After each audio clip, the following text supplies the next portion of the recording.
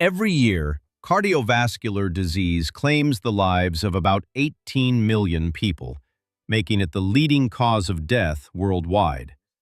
It includes both heart attacks, which occur when the heart muscle does not receive enough oxygen-rich blood, and strokes, which happen when blood flow to the brain is blocked or a blood vessel bursts. While age and genetics can influence your risk, research suggests that daily lifestyle choices, especially the foods you eat, may play a much greater role than many people realize. The encouraging news is that your heart responds to healthy habits throughout life, and even small changes may support better cardiovascular health over time. In this video, we'll explore how certain everyday foods may contribute to inflammation, oxidative stress, and insulin resistance, helping you understand why your diet matters and what practical steps you can take to better protect your heart before it's too late. For decades, many people were told that saturated fat was the main cause of heart disease, leading them to fear foods such as butter, eggs, full-fat dairy, and red meat. However, current research suggests the relationship between saturated fat, cholesterol, and cardiovascular risk is more complex than a single good or bad food. The overall quality of your diet matters greatly. Foods rich in added sugar, refined starches, trans fats, and heavily processed oils may contribute to insulin resistance, inflammation, weight gain, and poor metabolic health. This does not mean saturated fat is harmless or that everyone should eat more of it. People with high cholesterol or heart disease should follow personalized medical advice. The key message is simple. Focus less on blaming one nutrient and more on reducing ultra-processed foods while choosing balanced, minimally processed meals. Heart disease does not usually develop overnight. Instead, it often begins with everyday eating habits that, over many years, may gradually affect the body's metabolism. Research suggests that a diet high in added sugars and ultra-processed foods may contribute to insulin resistance, a condition in which the body's cells no longer respond efficiently to insulin. As this process continues, it may support chronic inflammation and increased oxidative stress, both of which can damage the delicate lining of blood vessels. Over time, these changes may encourage the buildup of fatty plaques inside the arteries, a process known as atherosclerosis. If a plaque suddenly ruptures or blocks blood flow, the result may be a heart attack or stroke. Evidence is still developing, and many factors, including genetics, physical activity, smoking, blood pressure, and cholesterol, also influence cardiovascular risk. Understanding this chain of events helps explain why improving daily food choices may support long-term heart health rather than simply treating symptoms after damage has already occurred. Food number 10 is rice and other starchy foods, including potatoes, refined grains, and many common cereals. These foods are not automatically harmful, but portion size and overall diet quality matter. During digestion, starch is broken down into glucose, which raises blood sugar and signals the pancreas to release insulin. When large portions of refined starch are eaten frequently, especially with little fiber, protein, or physical activity, research suggests they may contribute to repeated blood sugar spikes and, over time, insulin resistance. This may increase the risk of weight gain, type 2 diabetes, and poor cardiovascular health. You do not need to eliminate every carbohydrate. Instead, choose smaller portions, favor minimally processed whole grains, and pair them with vegetables, protein, and healthy fats. People taking diabetes medication should ask their doctor before making major dietary changes. Remember, the problem is often not one serving of rice or potatoes, but the amount, processing, and frequency. Next, we will examine another everyday starch that many people eat several times a day. Food number 9 is bread. especially varieties made from refined white flour.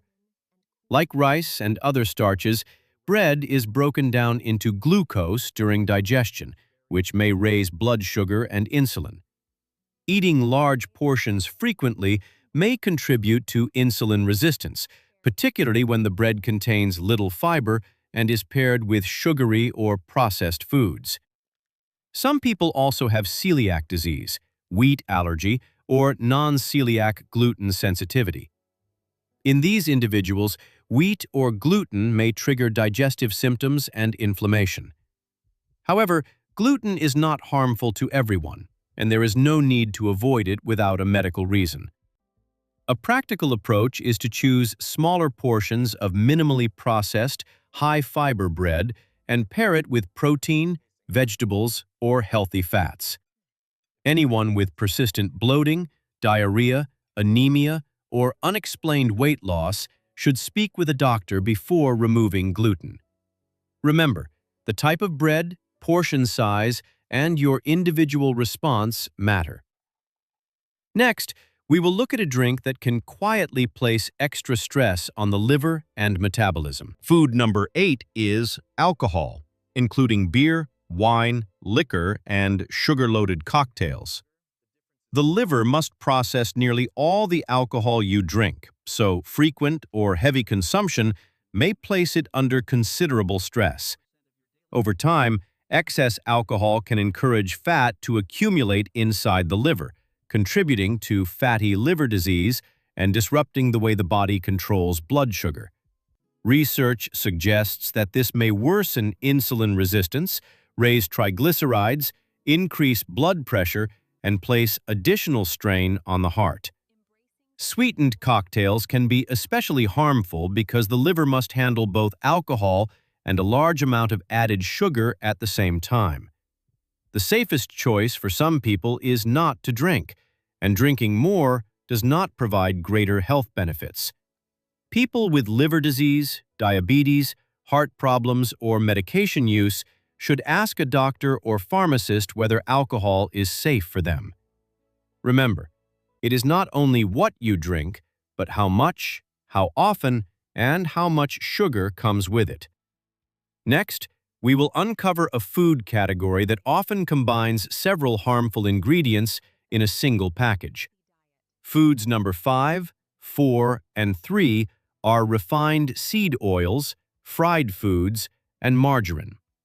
Oils such as soybean, corn, and canola oil are often highly processed, and some researchers suggest that heat, light, and repeated use may increase oxidation. This concern becomes greater when restaurants reuse frying oil many times, because prolonged heating can create breakdown products that may promote oxidative stress. Margarine also deserves attention, especially older or highly processed products made with partially hydrogenated oils, which can contain harmful trans fats. Trans fats are strongly linked to higher LDL cholesterol and greater cardiovascular risk.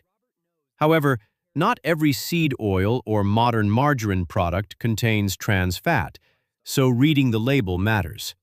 Choose minimally processed oils, avoid repeatedly heated frying oil, and limit deep-fried foods.